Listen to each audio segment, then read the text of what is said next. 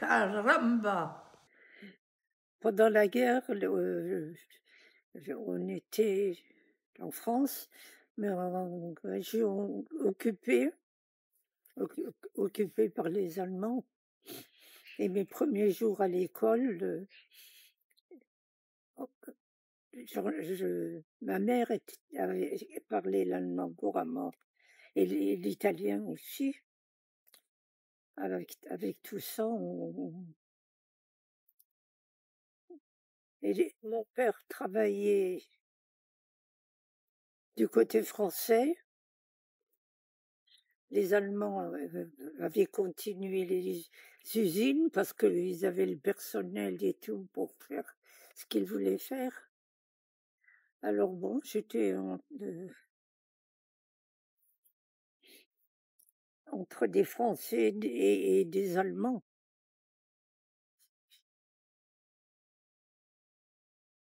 Parce qu'ils avaient toujours pensé ils considéraient que la région de la Moselle, c'était région allemande.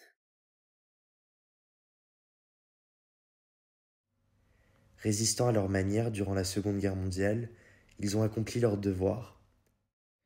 Ma grand-mère, Vilma Bellone d'Altavilla, est née le 29 février 1936 en Lorraine, à Sainte-Marie-aux-Chênes, proche de la frontière allemande. Aujourd'hui, elle souffre d'une démence à un stade avancé.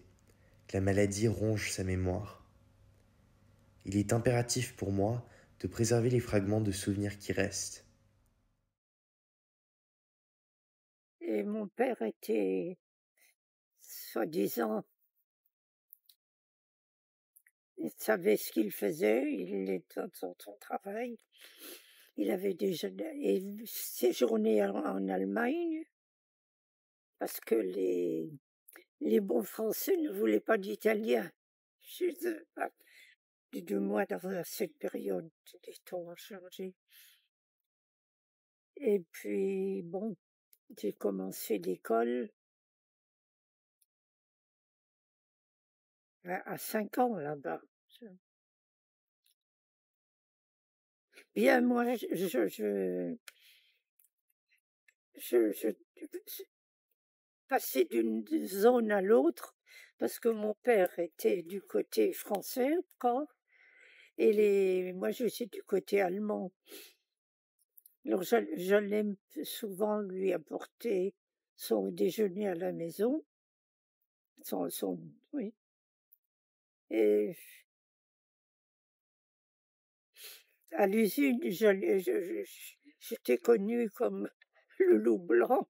Tout le monde savait qui j'étais et les enfants étaient défendus d'aller une usine, bien sûr. Et je passais avec des petits enfants juifs qui venaient, qui, je ne me rappelle même plus de quel côté ils étaient, pour être dans les familles, parce que on était quand même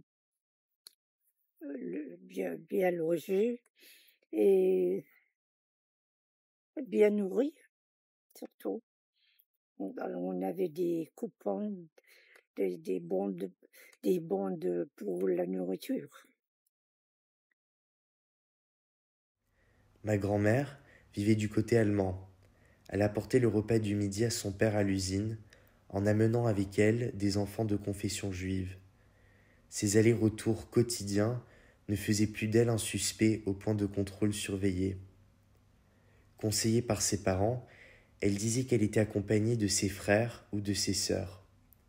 Ainsi, elle confiait ses enfants à leurs familles respectives du côté occupé pour éviter la déportation.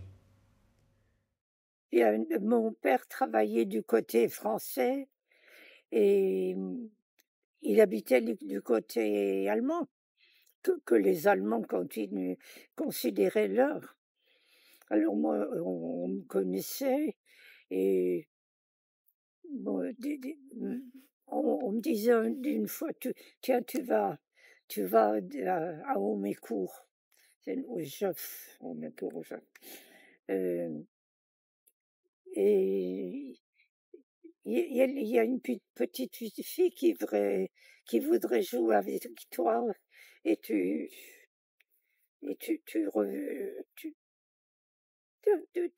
restes de l'autre côté. Et, et les petites filles, c'était des petites filles juives qui avaient été euh, concentrées. Alors la petite fille, elle venait avec moi et elle passait de l'autre côté pour être dans sa véritable famille, quoi. C'était des enfants juifs que les Allemands ne considéraient pas trop, quoi. Et les parents voulaient qu'elle soit avec sa famille et parlant français. Et alors moi, comme j'apportais le casse-croûte à mon père à l'usine, la gamine venait avec moi, les douaniers me connaissaient, et je partais avec quelqu'un, je revenais seule, quoi. Et personne ne se doutait de rien.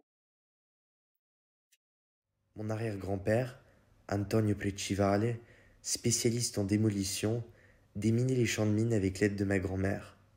Son père l'a rassurée en lui disant qu'elle était trop légère pour déclencher les mines. Mon arrière-grand-père, militaire italien durant la campagne de Libye, a dû fuir l'Italie car il était antifasciste. Ah oui, il est dans, dans l'armée en Italie, il était le génie, comprenons qui appelle ça, le génie, c'est les armes. Alors il en avait toujours sur lui pour transporter donc du bon côté. Et puis je partais avec un casse-croûte pour son casse-croûte à lui. Et je revenais avec des petits-enfants juifs qui avaient été pris par les Allemands. Là, je peux pas, parce que moi je ne savais rien de tout ça. On me disait, il y a une petite fille qui veut aller chez sa grand-mère ou d'un côté ou de l'autre. Et moi, je suis contente d'avoir quelqu'un avec moi. Non, je ne savais pas déminer. Je voyais que mon père me faisait. C'est lui qui déminait. Alors il savait, sur une route par exemple, il savait comment mettre les mines pour que si une voiture passait, elle n'avait aucune chance, elle sautait, quoi.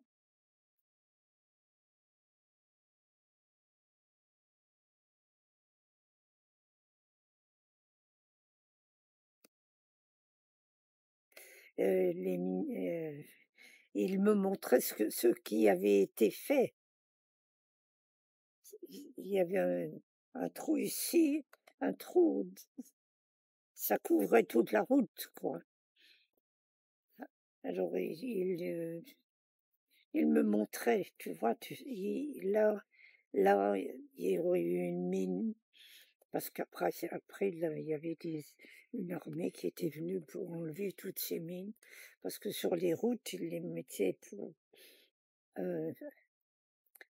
intercaler, que si une voiture passait, les bombes, les mines n'étaient pas au milieu seulement, c'était un espace, oui, non, non, non, et intercalé, que la route était toute couverte, quoi. Lorca a dit que rien n'est plus vivant qu'un souvenir. Cette remémoration est fondée sur l'amour que je porte à ma grand-mère. Peu importe si elle oublie, je veux me souvenir d'elle. Nous avons un devoir de mémoire envers nos proches, ainsi que cette période sombre de l'histoire que fut la Seconde Guerre mondiale. Ma grand-mère, depuis 3 ans, vit chez mes parents car elle n'est plus apte à habiter seule. Avec le temps, elle est devenue incohérente. Elle se répète et perd le fil de ses pensées. Souvent, le matin, ma grand-mère se lève et récite le poème de Victor Hugo, Après la bataille, comme si en répétant un poème de phrases structurées, elle vaincrait l'oubli. À moi, mon père, ce héros au sourire insidieux, parcourait à cheval le soir d'une campagne, le sang couvert de mort sur qui tombait la nuit. Il lui sembla dans l'ombre entendre un faible bruit. C'était un Espagnol de l'armée en déroute qui se traînait sanglant sur le bord de la route et qui disait « à boire par pitié ». Au moment où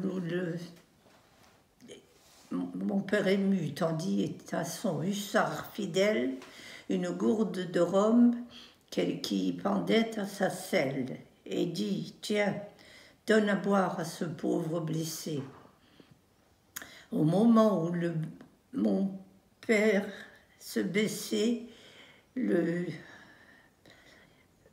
le hussard baissé se penchait vers lui, l'homme, une espèce de mort, saisit un pistolet qui l'étreignait encore et vise au front mon père en criant « Caramba !» Le coup passa si près que le chapeau tomba et le cheval fit un écart en arrière. « Donne-lui tout de même à boire, dit mon père. » Tu prends... Qu'est-ce que tu fais avec ça? Voilà. La vie, il n'y en a pas assez des misères. Il faut que j'en fabrique en rêvant.